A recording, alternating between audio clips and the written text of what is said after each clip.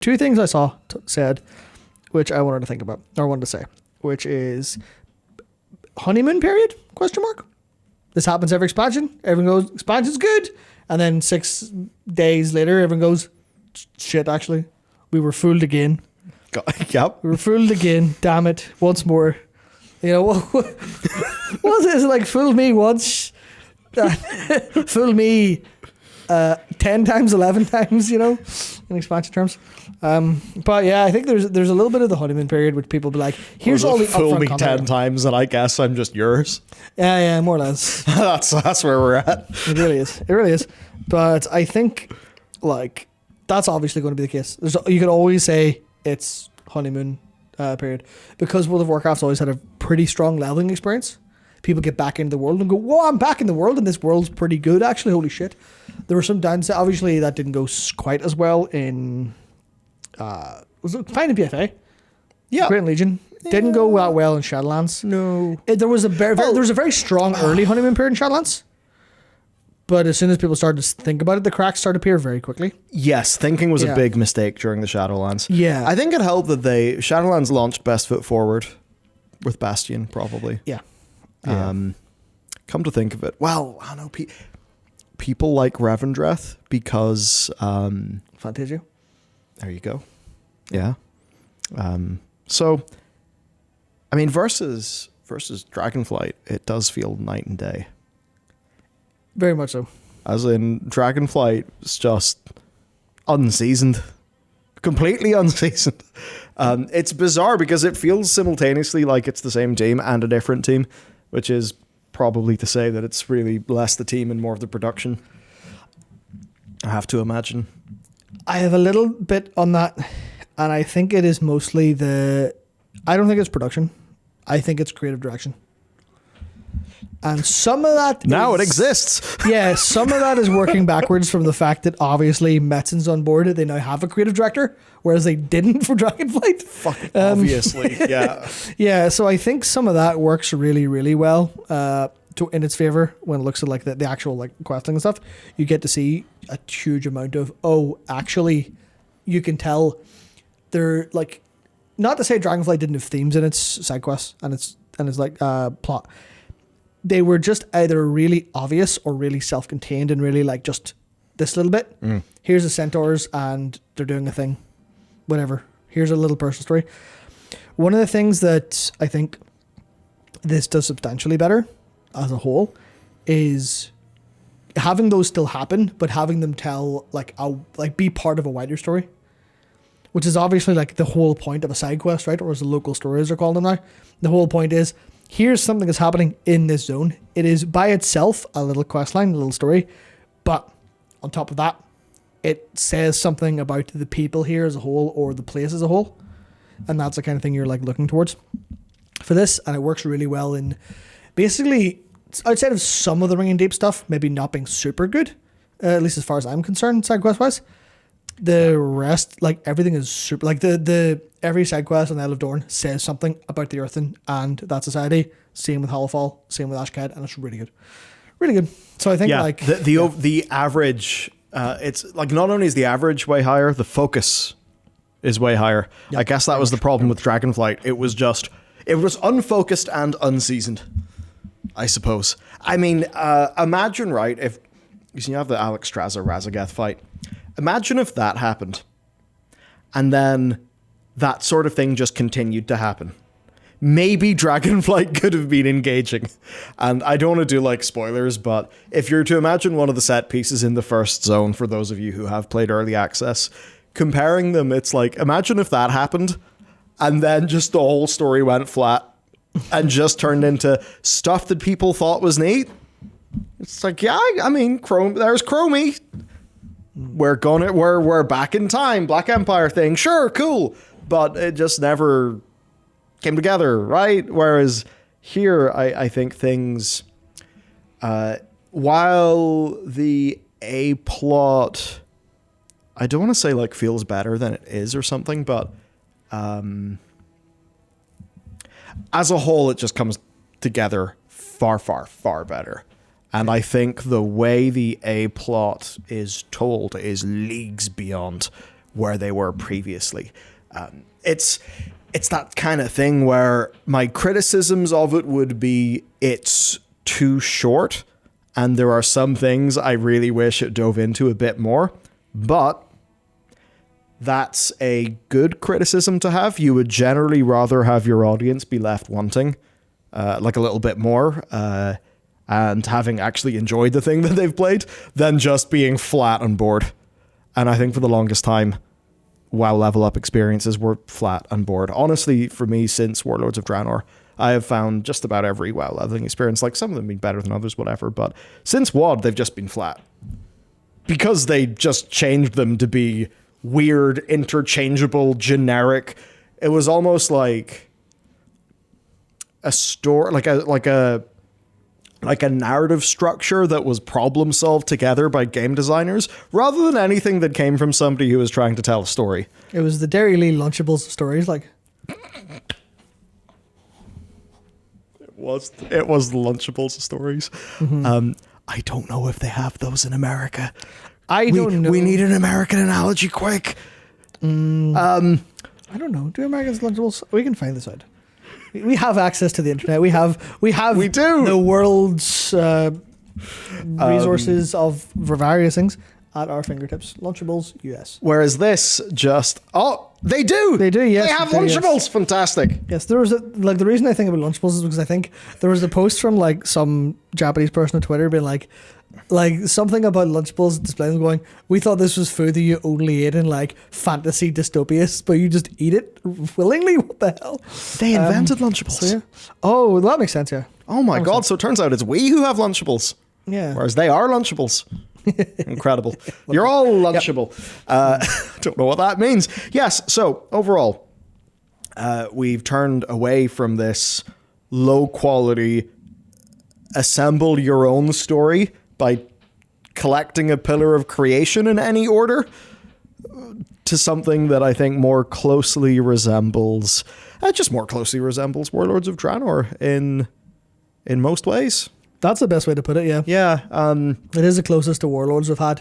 It's not Warlords. No. Nothing will ever be Warlords again, unfortunately, because Warlords was like basically the peak of World of Warcraft in a modern era. I think they could actually work this towards that. Yeah, I think they could, yeah. I think they could. Side quests except it wouldn't be better, Gul'dan and though. Orcs. Yeah. It wouldn't be the same things. But I feel like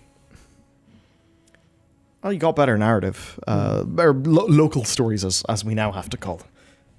Don't know if you got the brief that came along with our check. We now have to call them local stories too. Oh, of course. Wonderful. But I feel like that stuff was better than Warlords as well. So yeah, like short, but much higher quality, much more engaging, much more generically engaging. WoD, No Law, Legion. See, the thing with Legion though, Warlords of Draenor's like core narrative, I think had a way better pace. Like Legion was great outside of the zones. I mean, some of the zones were like good on their own terms and stuff, and Ruinous, and you've got like great little bits. My beloved. Yeah. Oh, Malfurion. Yeah, I think I can't believe you reminded me of it. No. Yeah, I think Val'Sharah Oscar worthy. Yeah, two things specifically carried Legion on Storyfront. And I think it was Val'Sharah, because everyone cried when Sarah died. And also everyone really loved Ruinous in Shuna. I don't think the other two zones had anything really going for them, narrative-wise, too much. Oh, they had Big Fuckbull. Big Fuckbull. People remembered Big Fuckbull. Holdenheim Mountain's cool and all, but No, I'm talking about the Tauren gangbang thing that's going on. Is that what's going on? Noble voiced it in a machinima. Oh, are you talking about... The steamy romance novel, that's it. You're talking about the human male paladin who had a threesome with a High Mountain Tauren Is that couple. what it was? Yeah, because you walk into the hut and he's getting dressed and leaves and they're both asleep. And it was like a big, I'm going to call it a cuddle pile to be PG friendly. But yes. No. Yeah, so that was a bit silly. But yes, I think this is definitely like the best A plots they've managed so far. I personally am a little cooler on it than you are, but some of that is inevitably because I did a lot of it on beta, so like not all of it's completely fresh to me. All I got that was new was cutscenes, which definitely added a lot and helped a huge amount in a bunch of ways. My favorite bit was the Thrall drama. Oh yeah, there was Thrall drama on lore Twitter. People were like, "Oh my god, they've brought Thrall into the expansion, doing nothing with him." Like you get into the Isle of Dorne for 10 minutes and there's just a cutscene that nobody saw. Or Thrall's like, "I'm going to go back home and get reinforcements. Okay, bye everybody." The whole drama was for nothing. Which is really funny because it's not even like he says, "I'm going to go do a thing." It's he's like, "Jaina and I will go get the Alliance," and Horton's like, "Did you agree on that beforehand? You're really not beating the Thrall cross like he's cheating on his wife with Jaina allegations here. Jesus Christ." Jeez, those shippers are going to be happy enough for that one scene. Look, there's like, first they touched arms in BFA, now they're agreeing on things unspokenly. Yeah. Jesus Christ. This is like Carter and O'Neill in Stargate. Yeah, it's just exactly like Stargate. It's a strong ship because it's only doled out in sort of little judicious amounts. I doubt that'll ever happen, but it would be very funny. Yeah. And I definitely have like multiple jokes, none of which I can say, but they're all queued up based on, shall we say, the true themes of Heart of the Swarm.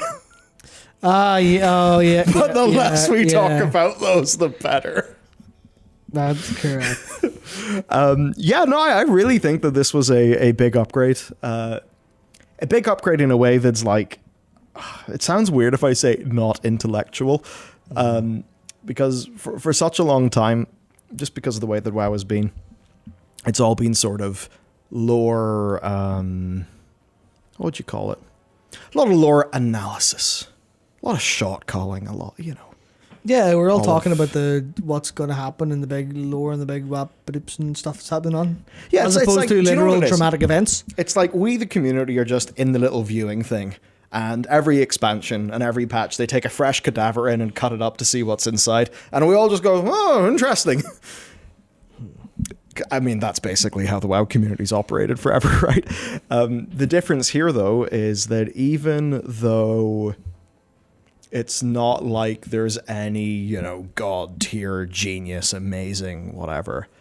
It's just that the overall level of execution and pace is so much higher that you're not really in analysis mode, you're more in experience mode.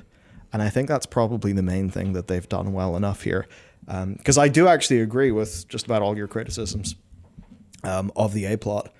My thought, though, is somebody who isn't super deep into the lore can probably pick this up and basically get it. Oh, by design. 1000% by design. Yeah. Like, there's a whole reason they get back in the fight is one of their marketing slogans. One of the other things is they have Thrall in the cinematic for no reason. Yeah, basically. At least him and Anduin. That was kind of... Thrall being there was a little bit weird. Maybe they'll develop that in some way.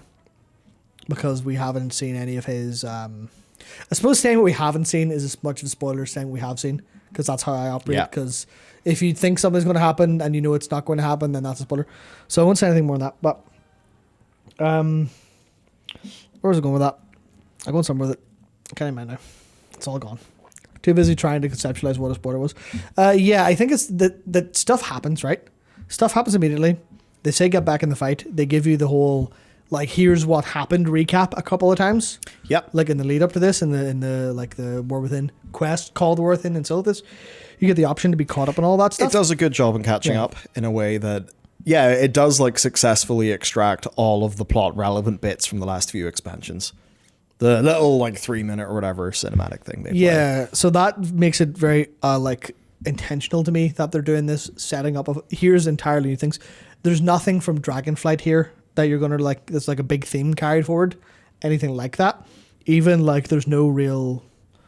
Like none of that stuff really matters. Obviously, you've got like the expedition returning and stuff like that. You've got characters carrying through, but nothing super massive in like the actual main story stuff. That's like, okay, well, if you didn't play Dragonflight, you'd be lost, Or if you didn't play BFA, you'd be lost. There's nothing like that.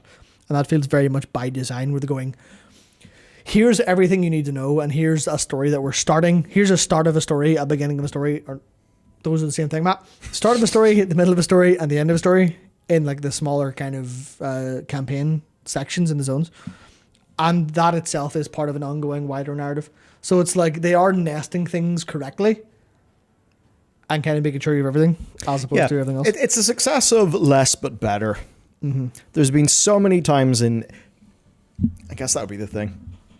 Playing a few recent expansions, you'd always, you'd have the good bit of the story would happen, or something interesting, or you could just tell a little bit more budget had sort of came in. And then you'd immediately be thinking, oh, this is going to slow down. This is going to slow down really big time. And somehow I'll find myself doing the main campaign quest and it'll all just feel like filler. Whereas this time around, nothing felt like filler, really. Well, if anything felt like filler, I would have been very mad about it. True. You don't have time for filler. Yeah. I will say that's actually a good point, because even... it's a signal to noise ratio, I suppose. And for the people who had struggled to get engaged by like any WoW things before, which was actually a lot of the player base, I just feel like that signal to noise ratio is the game changer with this one.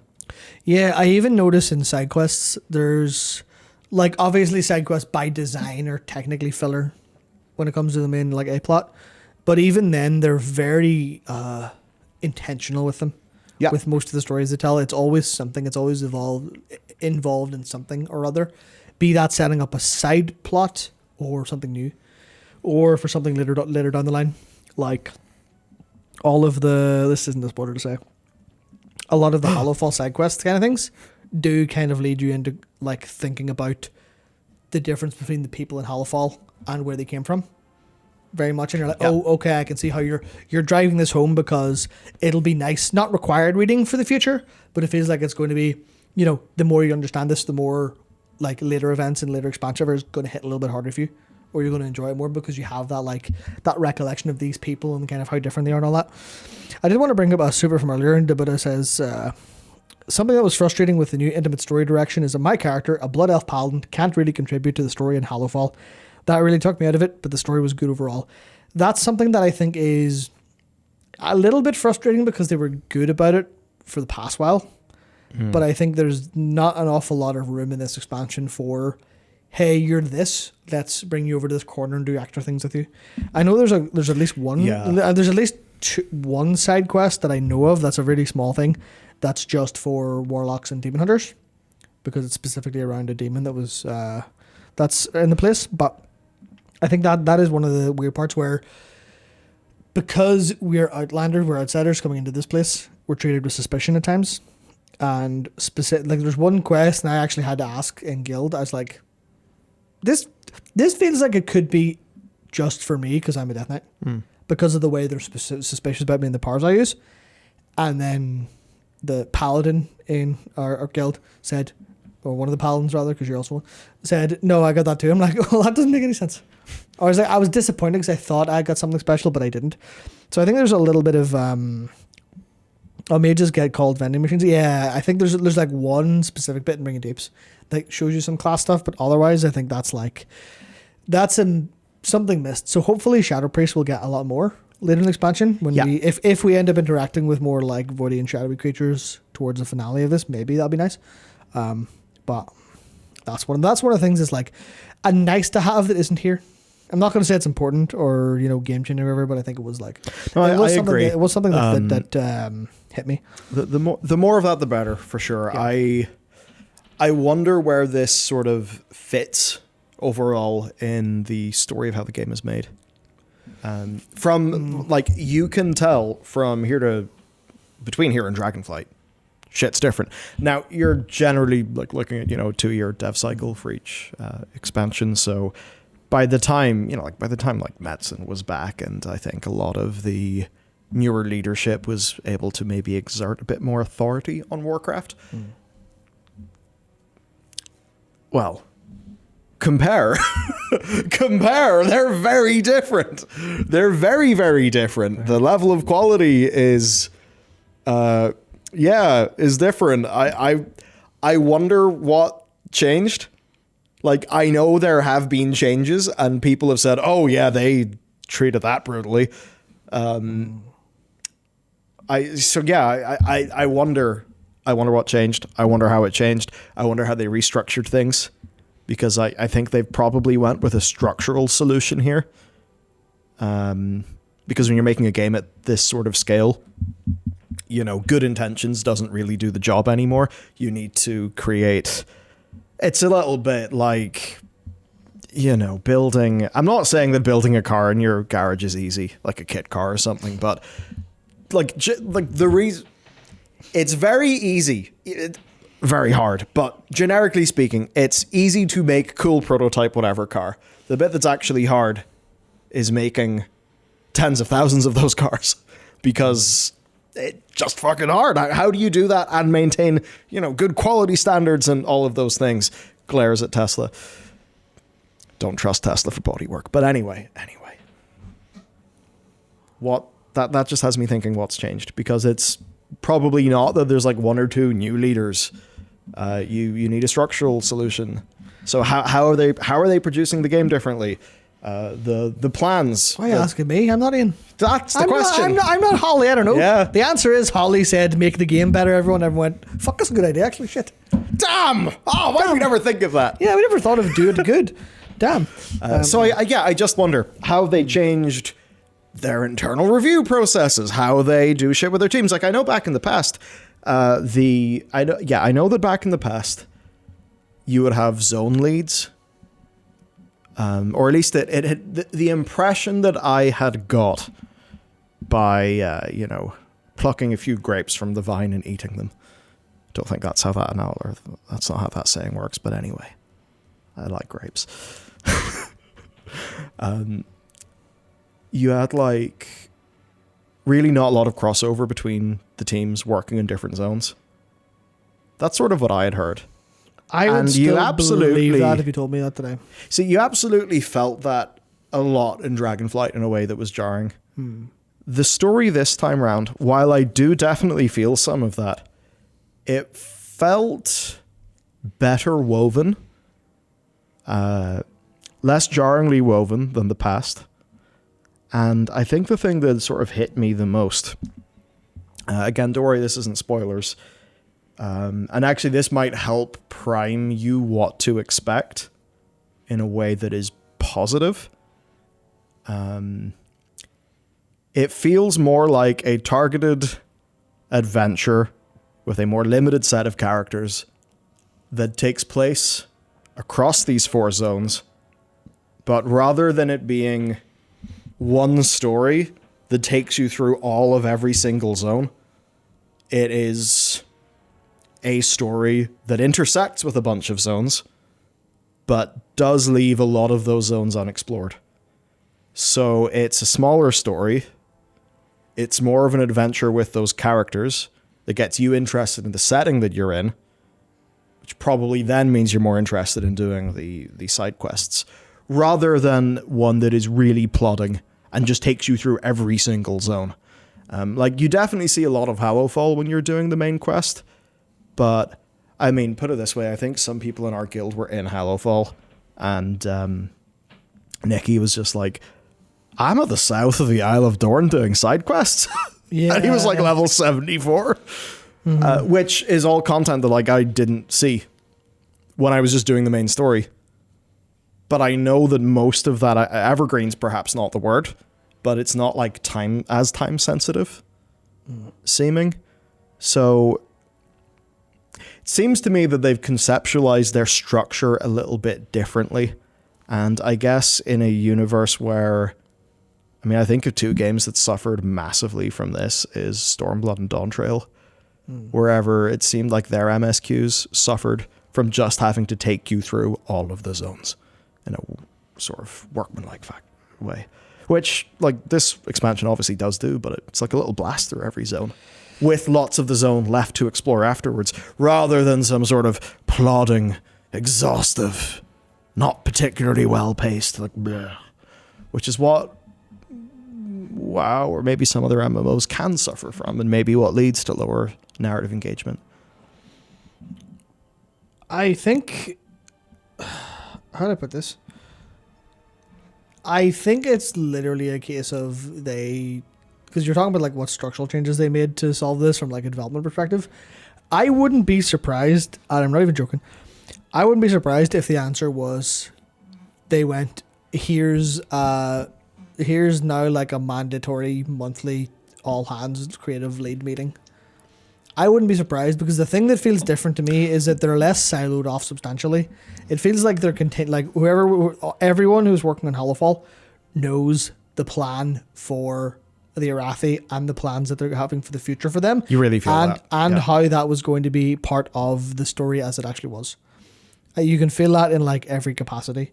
You can feel that going through even the way the zone designs are there for transitions between zones, because you go between different zones in ways that are really like basically seamless, and not just in the literal sense of you go to Zaralek Cavern and there's no loading screen, because sometimes you do get a loading screen if either the server lags or you're lagging going from I haven't got that Isle of Dorn to the Ring Deeps to the Coreway. You do hit a loading screen sometimes. Sometimes if you're going to go back up, the entrance just won't load. Matt has actually unlocked super fast flying. Or maybe you just have such epic gamer skills. Because I haven't got it, so I must need to fly faster. Well, Nikki never actually didn't get a loading screen. He gets a loading screen every time. Really? Yeah. So I think it's like it's either personal client or sometimes server based. Because if it doesn't load the next zone, it doesn't unlock the thing. I know that. Same with Zaralak every time. All my gameplay's been in this, and this has got, the internal SSDs are stupid fast in these. Whereas if you're playing on like a SATA, maybe it wouldn't be as... It's hard to say. Hard to say, because it could be like loading isn't just read speed, obviously. So I think that works really well for the feeling of going between them, right? I think that is genuinely a wonderful thing for how it feels, especially when like... I think one of the zone transitions is you're done here, go here. But the other times it's like an event occurs or something happens that brings you here naturally. So in one of them, I actually didn't know that I'd transition zones. Because they blended the zones so well. Yeah, I won't say anything else, just that I realized that I had finished the prior zone whenever I got the pop-up saying that I completed the first chapter of the zone that I was in. Yeah, they specifically do that in that you're in the new zone when you finish the previous zone, because I only picked it up because of the music change. Yeah. The music change now went, oh, I'm in the new zone. Oh, that's really cool. Interesting. And so the reason why I brought up Dawn Trail and Stormblood is Stormblood's the only one I can speak from experientially, but it seems that Dawn Trail suffers from a lot of the same pacing issues. In Stormblood, it felt like if they were able to cut their runtime by 50%, they probably would have had a banger story. But Stormblood felt so constrained to me by how it had to do so many zones and just carry the player through them all. Whereas this just feels like radically the opposite. Where I was also interested is plot going forward. One of those will be the endgame plot, because while we're both level 80, the campaign hasn't unlocked yet, so I've got to assume some of that will unlock tonight. And then... I would hope so. Yep. Because if it's... Okay, reset would be okay as well. Reset would be fine. But if it's a season, if they went into the season, I will be so upset. So upset. He'll be so upset. The reason I'll be upset is because people will do the raid before they do the story. Yeah. Because of reset reasons. And I'd rather them let you have everything finished than say the raid will be coming in next week. Then you get to see the finale of the story. That would be much better, I think. Yeah, I very much hope they do it that way. So as we then move forward from here, plot of the type that we've just played through and that I guess most of you, maybe half of you have played through. If you just kind of got like another hour or, whatever in a bit of that with a new patch. Or maybe not an hour, but... So I'm going to say the max level campaign is not to the same quality standard as the level campaign, generally. Do you think... At least of the bits I've seen on beta. Do you think cinematics and cutscenes, etc., could change that? There was only, at least in the bits I did, there weren't that many missing. At least none that were connected to story beats. I think it's a little bit more immediate setup for what's happening. Now, there could be a couple, because I only got to do the first chapter and a half before it bugged out on me. So there could be the last, like there are 5 chapters. The other chapters could be sick as hell. I guess what I'd say is, if this was the standard of what main WoW quest is going forward, and especially since this is like their first shot at this new style of doing things, I mean, I'd be really pretty happy for sure. Yeah, because it's engaging. It's a slice of engaging video game in a way that WoW hasn't been in a decade. A decade? Yes, a decade. 2014. 2014 was the WoD main story.